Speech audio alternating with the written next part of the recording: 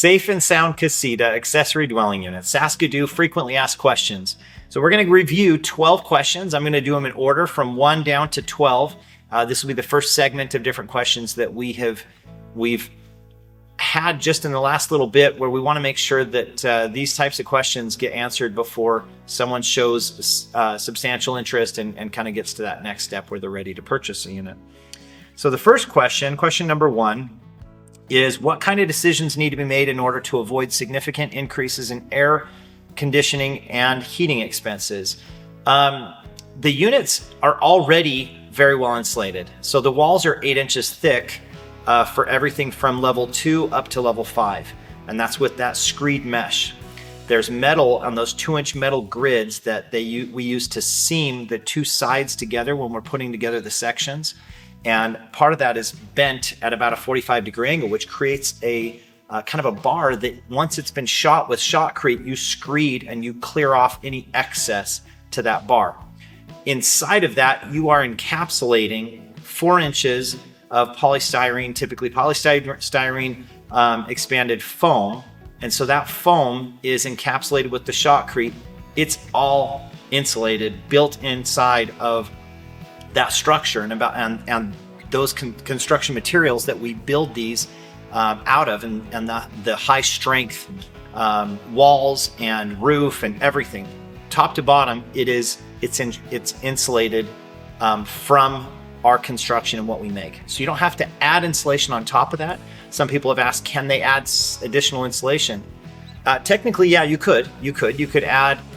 Some people have thought if there's an attic space, they'd add spray foam or something like this. I would say you don't need to do that. But if you wanted to, you could create a little section at the top, and you could actually frame in and do a small attic space if you have a pitched roof, for example. I don't recommend that. I don't think that you need to. They're very well insulated as it is. One consideration might be that if you do some kind of create some kind of additional insulation on top of what's already there, I would recommend that you fur it out. Use the term fur loosely, because I recommend if you're going to go all to this extent to create a fire resistant structure, that you do it with metal studs and you don't use wood. Why bring wood into it if you don't need to? So that's one consideration, but there's really not too much that you need to do. We do energy recovery ventilators, and we do airflow systems inside of these to make sure that they breathe. So that's important.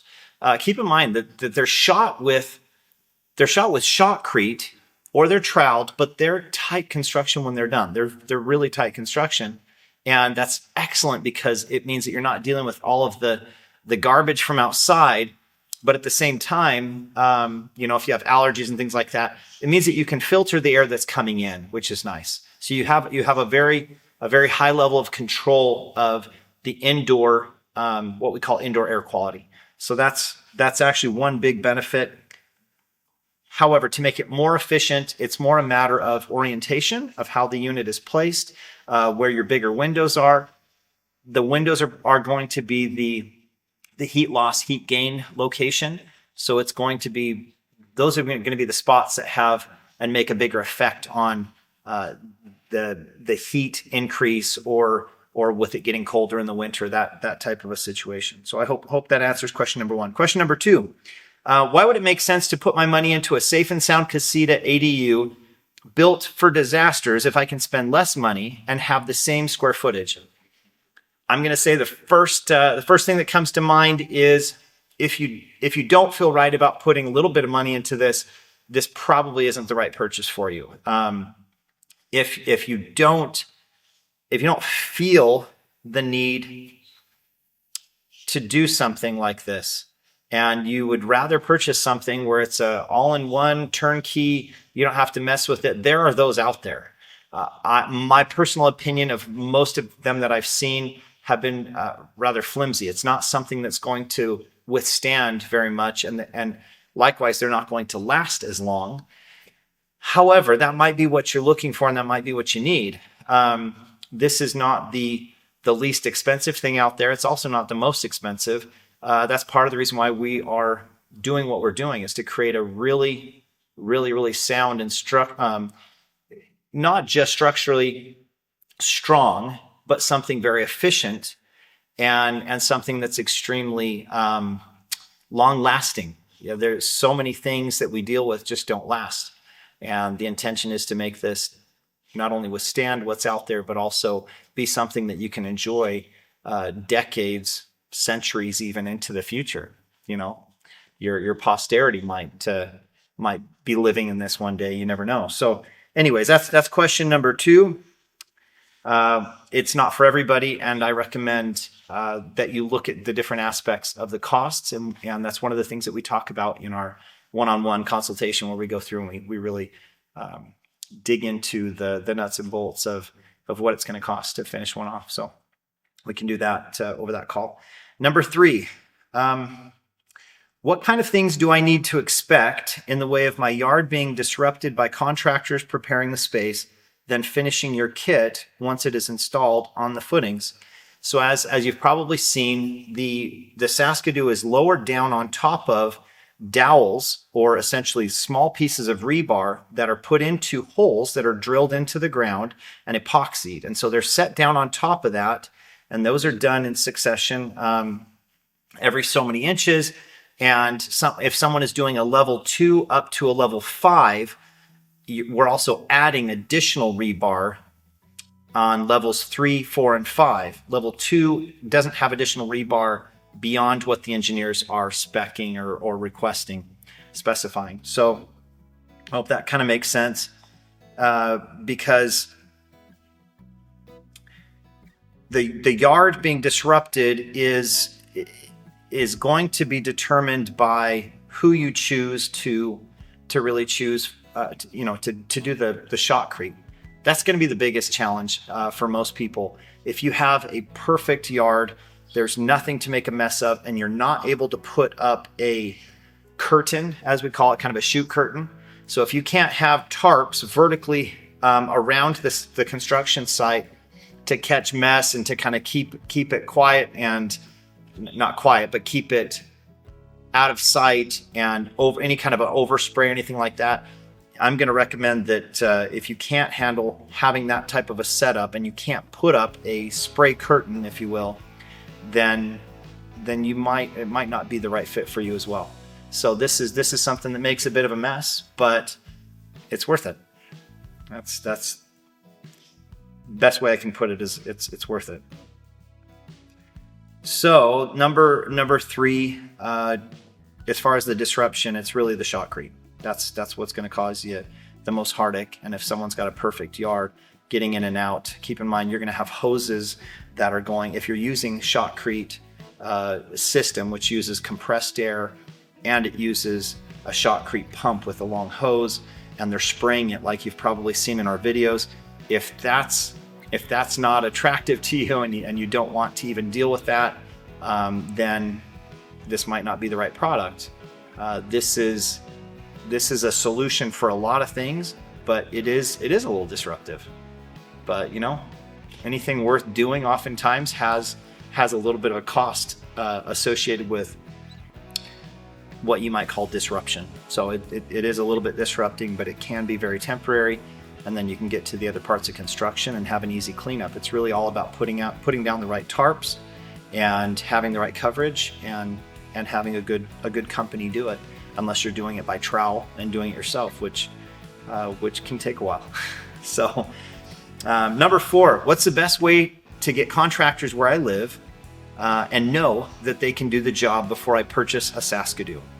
This is an easy one. The best way is to get a general contractor. Get a contractor to come in that has their subcontractors on speed dial that they can get. And honestly, that's one of the most difficult things for a lot of people.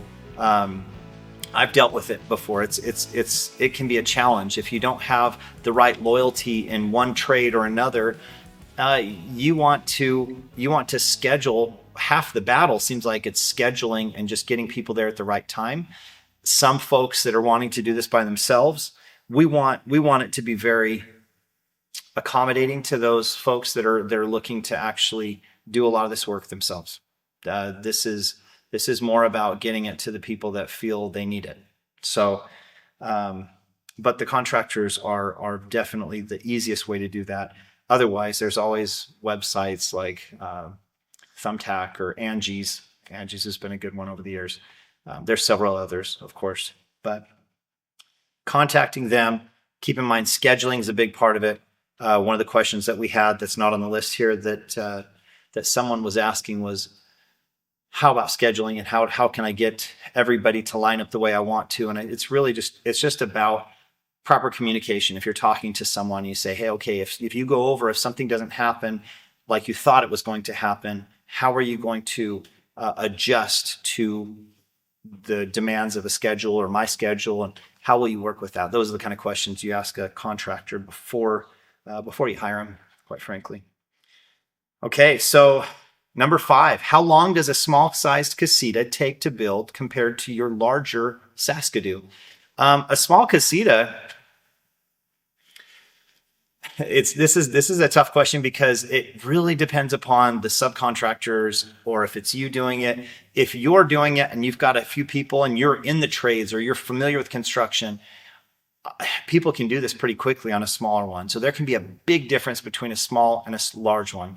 The small ones, I would say that there's a couple units that could be done in a couple months, everything top to bottom, or maybe even less. If you once you get that unit set, you might be able to finish one in 4 or 5 weeks. I mean, that's how quick if everybody is dialed in and lined up, because the electrical's already running conduit. So when you're assembling it and you're sectioning, seaming things together, you're connecting things with, for example, a gray PVC, electrical PVC connection. So you're putting that together. You're seaming things together with these clinch clips, which I'll explain in just a minute. But the smaller ones can take a big difference, because the second you get to a larger SASCADU, a larger unit, there's more rooms typically, and there's more going on. Sometimes there's loft areas, and so if you can help it, you really don't. They're small units, they're not huge. They're decent size, but some of them are smaller. Like the smaller units, you definitely don't want multiple trades tripping over each other, working at the exact same time on the inside. You might have one on the inside and one on the outside. That could probably work if you were finishing one on the outside. But there's not a lot of space in them for tools and crews of guys. You don't have that space. So you really want it to be one inside, maybe one outside. That's probably max. Otherwise, I would not stack your subcontractors on top of each other. I wouldn't do that. Number 6, Nate, I have a fair amount of experience working in construction, and I used to be in the trades. I'm unfamiliar with your ADUs, but very interested, as I can tell they're super tough. However, I don't know, and I'm not familiar with the tools that you use to seam sections together. What can you tell me about that aspect of setup of your units? Okay, so this is the part that I have to kind of explain. We use what they call a clinch clip gun, and as you can tell, it's pneumatic. And so this hooks up to a hose, which hooks up to a small compressor. And by pulling the trigger, you're taking 2 pieces of metal and you're putting them together. And then you've got these clinch clips, which you can probably see a little bit on there. These clinch clips slide up into this. And when you're clinching them together, it does a quick grab and it squeezes that metal around those 2 little bars. This is a necessity. Your contractor might have one. Good chance he doesn't, because they're out there using nail guns and not clinch clip guns. These can be found for as little as around $100, as much as $250 to $300, depending. They make some that are really lightweight and easier to carry around. This one's, of course, heavier, and you can kind of tell that it's like a cast iron. But this is a clinch clip gun, and you'll have a hose that connects to it. You'll have a small air compressor, and that compressor is... I recommend that you don't use a pancake tiny compressor, the real small ones, what they call pancake air compressor. I recommend that you take a step up, like 1 step up from those units makes a big difference. Even on the smaller SASCADU models, you have to wait. You have to kind of wait for them to fill up again. You have to wait for them to, as you get on a roll and you're putting that together, it can go together very quickly if you have enough air compressed in that, enough what they call PSI, of course. air pressure in the lines. So that is number 6. I hope that answered that question for you.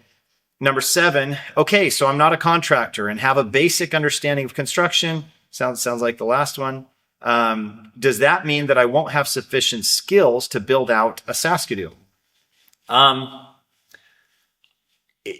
If you watch videos, if you follow along, there's a good chance if you have a basic understanding of construction, I would have a backup plan. I don't want to discourage someone that feels they need one of these.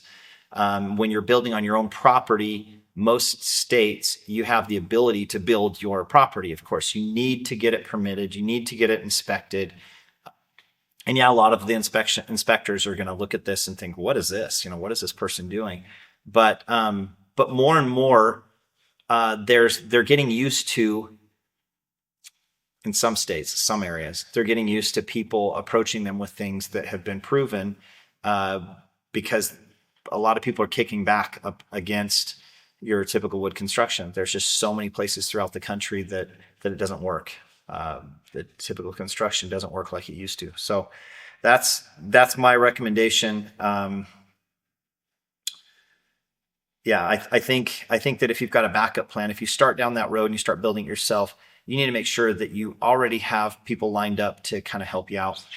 Contractors, handyman might be able to do that. It's about being a little bit resourceful, but the videos and the how-to and the interaction, the consultation and the follow-up that we have with our process, there's additional packages of additional help that we can offer, and that's something that can be done.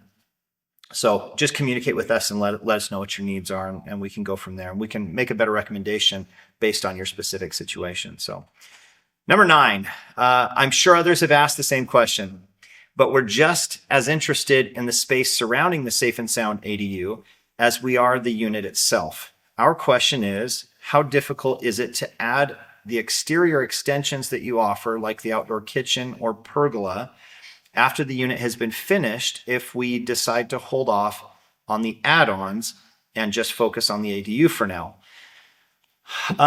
Yeah, so if you're looking at, if you're buying the ADU, the SASCADU, okay, if you're buying that system, that unit, it's the kit with the sections. If it's a really small one, it might just be an entirely built unit. People are asking, how do you get them in place? Well, if you're doing the entire unit, for one thing, it's not going to be one guy on each corner.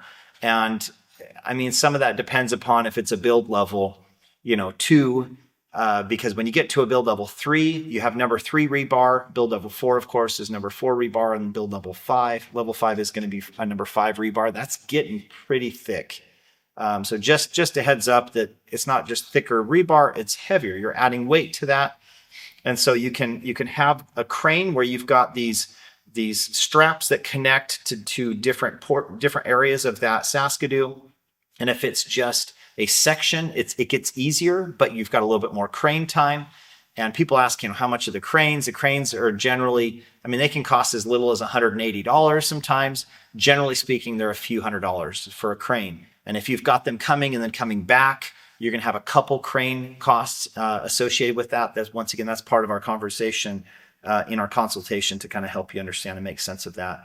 So something to consider, though, if you're going out in the middle of nowhere and you're building it as a cabin, which is another question that we have.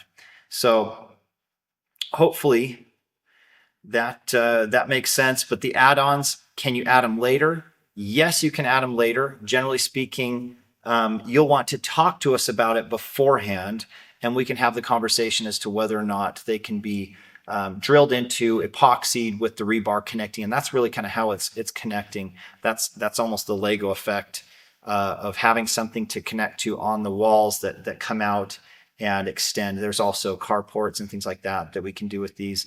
The key is going to be, if you're adding load to anything that's already there in the existing ADU, you want to make sure that the engineers kind of sign off on it. And so whatever engineers you're using locally versus the engineering that we've had done, that's a conversation that we should have. So I hope that answers that question. But yes, you can add things later. It's going to depend, though, if it holds its own weight sometimes, if it handles its own weight. And that's the safe answer, I guess. The easiest way I can put it is that's the safe answer. But generally speaking, these things are so tough.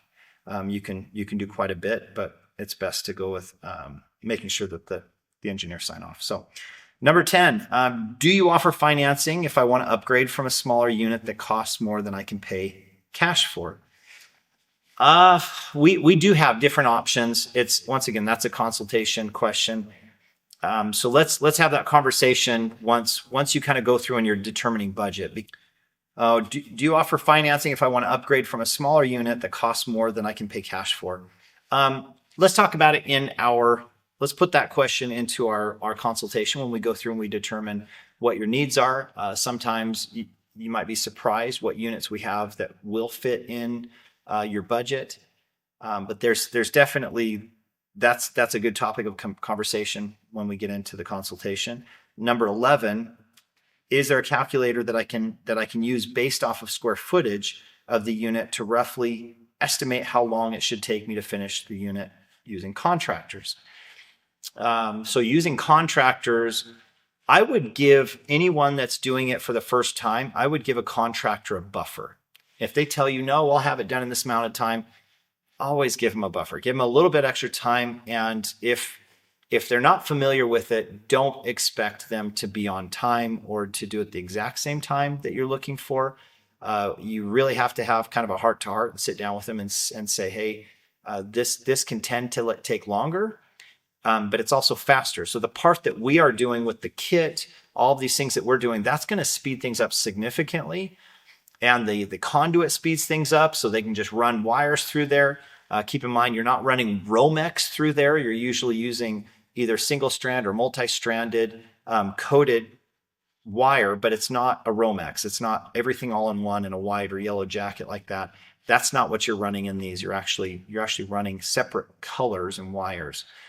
So for example, for your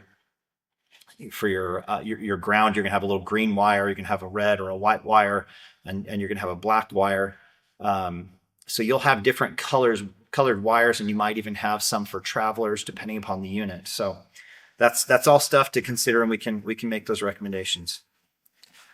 Okay, so do we offer financing if I want to upgrade from a smaller unit that costs more than I can pay cash for? Let's talk about that one in our consultation. That's one of the items is budget, and we can go through that. Another question, number 11 is there a calculator that I can use based off of square footage of the unit to roughly estimate how long it should take me to finish the unit using contractors? I don't have a calculator that fits because it's not one size fits all. So I'm going to say that there's not a calculator, and there's no easy way to do that. You have to kind of determine the level of experience that your contractor has. You have to look at different aspects, like if the shotcrete goes quick, or if you use a trowel, if that's moving along quickly, that first phase will kind of tell you how quickly everything else will go. Because the rest of it shouldn't take too long. It's not a big roof. It's not a huge exterior, generally speaking. A lot of these jobs with contractors, what you have to consider is when they go into multiple days, if they're set up there for a couple days, generally speaking, if they have to travel a long distance, they might be paying their guys per diems, and it might be something where they get a couple days done, then they have to leave for a week and come back. That's where things start dragging out. With the SASCADU, they're small enough that generally speaking, the contractors can come out and do their job in a day, 2-3 days sometimes, and then be gone. And that's usually enough. So it depends upon how far they have to travel to get to your property and your location to be able to do that. If you're in a bigger city or a good suburban area, then you're probably fine. You probably don't have to worry about timelines as far as the contractors being able to keep up and get things done quickly. But there is no calculator. So that's number 11. So number 12, and this is the last question I have on this segment for frequently asked questions. If I pull up to southern Utah with a long, low flatbed trailer, like you suggest, should I also be picking up the sliding glass windows and doors that the unit requires, or should I buy those in my hometown when I get back? Really good question, actually. That's a really good question. I think I think there's benefits to having them here. What I would suggest is glass and doors and things like that. If you've got a pickup bed, you're throwing something in the back of your pickup bed, you could do that. But generally speaking, I wouldn't have anything other than the SASCADU on your trailer if you are coming to pick it up and transport it. And so depending upon the size of unit, the larger ones take more than one trailer. So that's a consideration. And there's, sometimes folks like to bring multiple smaller trailers. I mean, that's okay depending upon how many sections your unit is cut into. So once again, that's a consultation conversation where we go through and we can determine exactly the size of your unit, how many sections it needs to be, and go from there. So there's obviously a lot of different opportunities and different things to consider. The bottom line is, if you feel like you need one of these, we want to try and make it possible for you to purchase one. So we want to make it accessible to you. We think that now is a good time to have a plan B, and we'll go from there. If you have more questions, please reach out to us, and we look forward to getting to know you. Thanks.